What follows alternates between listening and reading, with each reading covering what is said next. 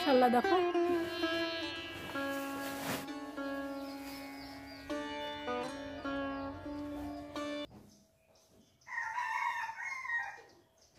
আসসালামু আলাইকুম বন্ধুরা, চলে এলাম একটা নতুন ব্লগ নিয়ে। তো এই দেখো এখন চা খাবো, চা করে নিচ্ছি আর তার সাথে কতগুলো মুড়ি ভাজিয়ে নিচ্ছি।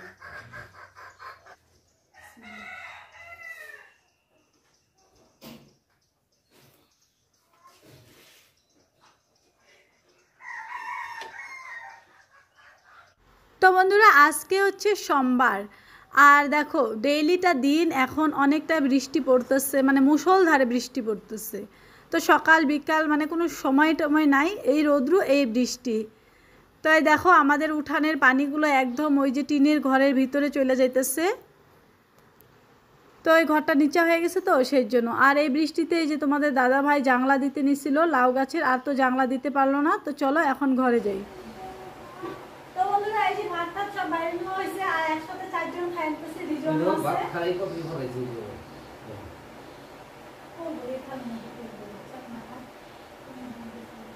তো বাইরে বৃষ্টি আর হচ্ছে কি করব, এই জন্য দেখো তোমাদের দাদা ভাইয়েরও সময় হয়ে যেতেছে, আজকে আর লাউ গাছে জাংলা দিতে পারবে না।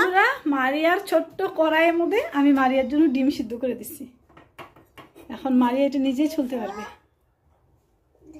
ডিম সিদ্ধ করার জন্য কিন্তু বেস্ট কড়াইটা না? চলো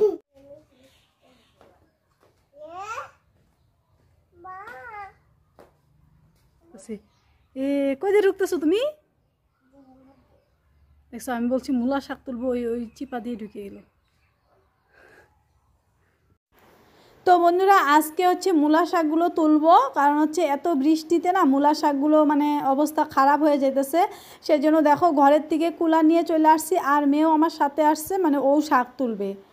তো যাই হোক দেখো এই যে এখানে আমিও চলে আসলাম শাক তুলবো বলে, কিন্তু মেয়ে এখানে বেশিক্ষণ থাকে না, বলে রোদ্রু আছে তো ও তো বুঝে না, বলে কি মা আমার না ঠান্ডা লাগতেছে আমি যাবো গা। তো রোদ্রু লাগতেছে ওইটা বলতে পারতেছিল না, বলতেছে আমার ঠান্ডা লাগতেছে আমি যাবো গা।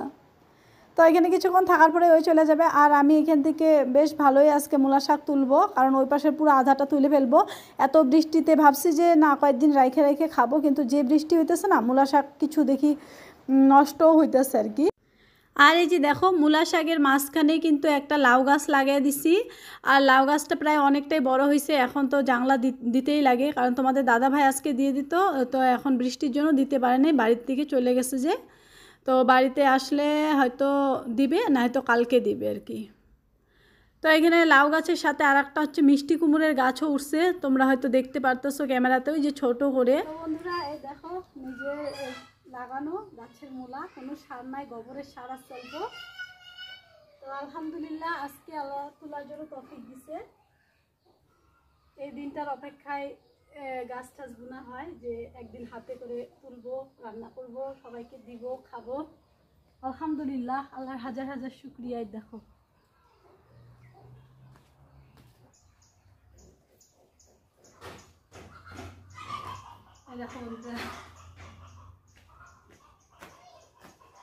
তো এটা হচ্ছে আমার যার জন্য দিয়ে দিব, মানে মারিয়ার কাকিকে দিয়ে দিব। তো ভাবছি এতটুকু হয়ে যাবে, পরে আরেকটু পাঠাইছি। এটা কাকে দিয়ে আসবা তুমি? কাকে দিবা এটা? হ কয় কইতেছি এটা কাকে দিয়ে আসবা? কাকিকে দিয়ে আসবা, যাও কাকিকে দিয়ে আসবা। তো প্লাস্টিকে কতটুকু দিলাম, কিন্তু মনে হইতেছে কি কয়েকজন মানুষ যদি একটু করে পাতে না পড়ে তাহলে কিরকম লাগবে না, সেজন্য আরেকটু তুলে এই যে দিলাম।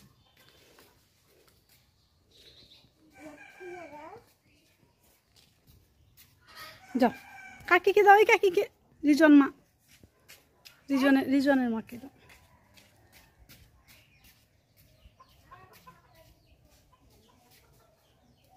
যাও।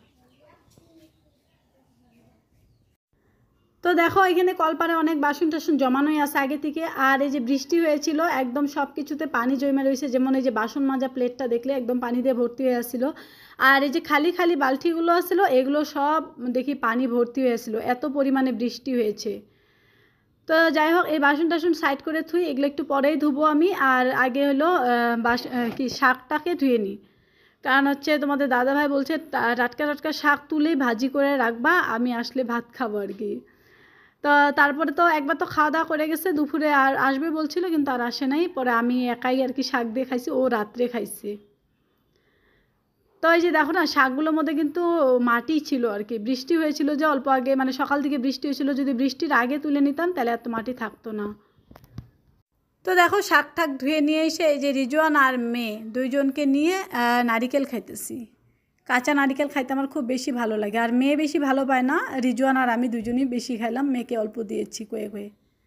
তো মারিয়া না বেশিরভাগ খাওয়া দাওয়াতে খুব বাস, মানে সেই জন্য খাইতে চায় না, জন্যই তো চেহারাটা এরকম। তো বন্ধুরা মূলা শাক বানাবো, যা দেখি কাঁচামরিচ নাই, তাই জন্য গাছের থেকে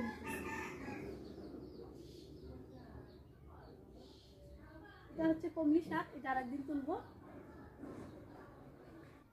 তো দেখো গাছে মাশাআল্লাহ অনেক কাঁচামরিচ আছে, দেখলে বোঝা যায় না, কারণ কাঁচামরিচগুলো না কালো কালো, তো সেই জন্য পাতাগুলো কালো কালো আর হচ্ছে মরিচগুলো কালো কালো, সেই জন্য দেখে বোঝাই যায় না। আলহামদুলিল্লাহ আমরা অনেক দিন থেকে কাঁচামরিচ কিনি না, মানে গাছের মরিচ দিয়ে আমাদের চলে যায়। আর তোমরা তো দেখলেই গাবলা মধ্যে করে আমি হচ্ছে কমলি শাক বিচি ফালাইছিলাম, তো ওগুলো খুব সুন্দর করে জ্বালাইছে, তো একদিন ওগুলো তুলে রান্না করব।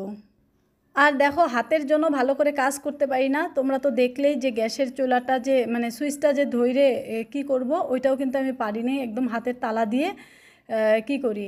আর সবজি টবজি না কাটতে খুবই অসুবিধা হয়, কারণ ওই যে বুড়া নখটাই তো আমার ওরকম হয়েছে, বুড়া নখটা কিন্তু সবজি কাটতে খুবই দরকার হয়। তো তোমাদের দাদাভাই বাড়িতে থাকলে কাটে হেঁটে দেয়, আর আজকে নাই, আজকে আমি হাতের তালা তালা দিয়ে কাটলাম আর কি। তো চলো এই যে দেখো শাকগুলো কাটিই নেই, কারণ হচ্ছে কাটতে খুবই কষ্ট হয়, অল্প একটু ছোট করে দিলে ভালো হতো, তারপরে ওইভাবেই দিলাম, খালি পেঁয়াজ আর লঙ্কাটা কাটে নিলাম। তো নিজের হাতে লাগানো সবজি রান্না করতেছি, খুবই ভালো লাগতেছে আমার। তো দেখো রান্নার তালে তালে ঘরগুলো গুছিয়ে নিচ্ছি।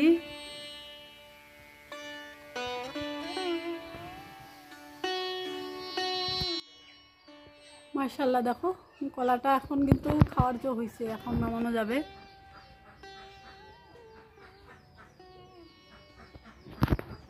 তো বন্ধুরা অনেক দিন থেকেই ভাবি কলা গাছের অবস্থাগুলো দেখছো, মানে একদম সব পাতাগুলো শুকিয়ে শুকিয়ে ঝুলে ঝুলে রয়েছে, দেখতেও খারাপ দেখা যায়।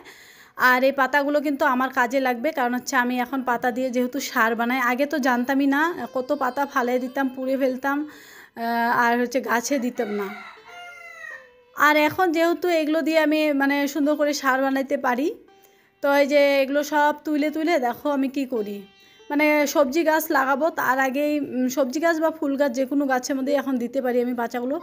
আর এই পাতাগুলো কি করব, বস্তার নিচের মধ্যে দিয়ে তার উপরে মাটি দিয়ে মানে সবজি গাছ লাগাই দেবো। বেশিরভাগ বস্তার মধ্যে তো আমি সবজি গাছই লাগাই, আর ফুল গাছ বা এমনি পাতাবাহারের যেগুলো গাছ হয় ওগুলো কিন্তু টাবে লাগাই, কারণ হচ্ছে সবজি গাছে হয়তো জায়গাটা বেশি দিলে, মুরগিগুলোর জন্য আমি ভয় জবারি দিতে পারতেছি না, এত আশেপাশে মুরগি, আমাদের বাড়িতে মুরগি কমই আছে কিন্তু আশেপাশের মুরগি আমাকে অনেক বেশি জ্বালায়। তো দেখো এই উপরেরগুলো কিন্তু আমি পারতেছি না, জন্য এই যে বাঁশ দিয়ে একদম ঝুলে ঝুলে নিয়ে আসি, আর বেশি না জাতা দিতেছি না, গাছের মধ্যে এত মানে একটা ভারী কলা ঝুলে আসে, ভাবতেছি যদি আবার ঘাড়ের মধ্যে পড়ে না যায়, সেই জন্য অত মানে কতগুলো আসছিল, টান দিলে আসতো, কিন্তু তারপরও আমি টানলাম না, কারণ ওই কলাটা নামাইতে হবে এখন, একদম পুরা কলাটা ম্যাচুরেট হয়ে গেছে, এখন যদি না নামাই না আর কিছুদিন গেলে গাছের মধ্যেই পাইকে যাবে কলাটা। আর এটা তো আনাজি কলা, এটা মানে পাকে তো খায় না, এটা সবজি খাইতে বেশি ভালো লাগে, এটার মধ্যে অনেক পুষ্টিও আছে, কিন্তু আমি অত ভালো পাই না, তারপরেও খাই। তো এই যে দেখো কলা গাছের গোড় দিয়ে কিন্তু আমি ওলকচু গাছগুলো লাগাই দিছি, একদম সারে সারে লাগাইছি, অনেকগুলো ওলকচু গাছ লাগাইছি। আর বন্ধুরা এই যে বস্তার মধ্যে করে এইভাবে ভরতাছি পাতাগুলো, তার উপর দিয়ে কিন্তু ওই যে কিচেন কম্পোস্ট বা হচ্ছে গোবর সার আর মাটি মিশিয়ে মিশিয়ে টমাটম আর বেগুনের চারা লাগাই দিব। তো 3টা বস্তা পুরা ভর্তি ভর্তি করেই নিলাম। তো এর উপরে মাটি দিলে কিন্তু মানে পাতাগুলো আরও মানে কি হয়ে যাবে, কমে যাবে। দেখো এই দেখো একদম 3 বস্তা নিয়ে অ্যাড্রেস করতেছি তোমাদের সামনে। তো আমি যাই হোক কিছু বলতেছিলাম ওইখানে যে বন্ধুরা, কিন্তু স্পিড বাড়ানোর জন্য ভয়েসটা মিউট করছি। তো এগুলোর মধ্যে সবজি লাগাই দিব আমি।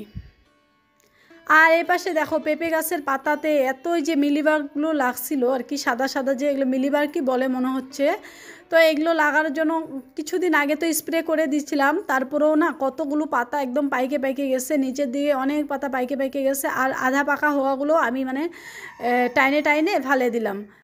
বন্ধুরা দেখো মারিয়া বসে আছে এখানে, আমাকে টুনাটুনির স্বাস্থ্য শোনাচ্ছে। একটা ছিল টুনা, একটা ছিল টুনি।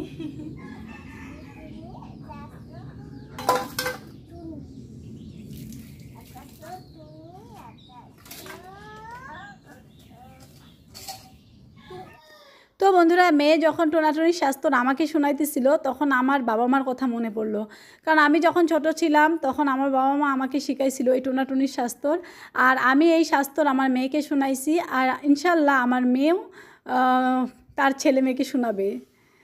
তো এরকমই না, জেনারেশনের সাথে দেখো আস্তে আস্তে আমরা এরকম ছোট ছিলাম, এখন আমরা প্রায় বুড়ার অবস্থায় যাইতেছি। তো এই যে দেখো মেয়ে এখানে সুন্দর করে বসে স্বাস্থ্য শোনাইতেছে, আর আমি বাসনগুলো ধুয়ে নিলাম। তো চলো বাসন তো ধোয়া হয়ে গেছে, আর এখন ঘরটা তো প্রথমেই পরিষ্কার করছি, কিন্তু বারান্দাটা আর রান্নাঘরটা ঝাড়ু দেওয়া হয়েছিল না। তো রান্নাঘরে গ্যাস ট্যাস মুছে তো দেখো এখন হচ্ছে বারান্দাটা একটু ঝাড়ু দিয়ে নিলাম। আর ওই পাশে বেঞ্চের তলে দেখো আমি জুতার জন্য মানে জুতার র্যাক বানিয়ে দিচ্ছি আর কি, জুতা রাখা যদিও র্যাক না, তারপরেও একটা ছোট কাঠের টুকরা দিয়ে সুন্দর করে ওখানে জুতাগুলো রেখে দিই, গুছিয়ে গুছিয়ে রেখে দিই। তো চলো সব কিছু কাজ সারে নিলাম, এখন যাই কলপারে কি কি কাজ আছে এগোটা করেই গোছল করে নিব।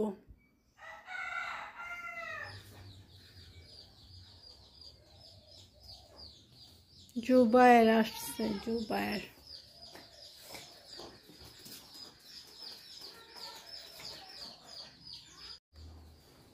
টেবিলে বসো না, ওখানে বসবা, বসো হবো।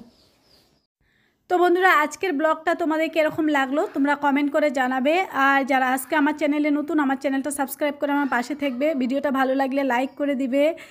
তো চলো বন্ধুরা এখানেই শেষ করছি, ইনশাআল্লাহ নেক্সট আরেকটা সুন্দর ব্লগ নিয়ে আসার জন্য চেষ্টা করব। আল্লাহর রহমতে তোমরা সবাই ভালো থেকো।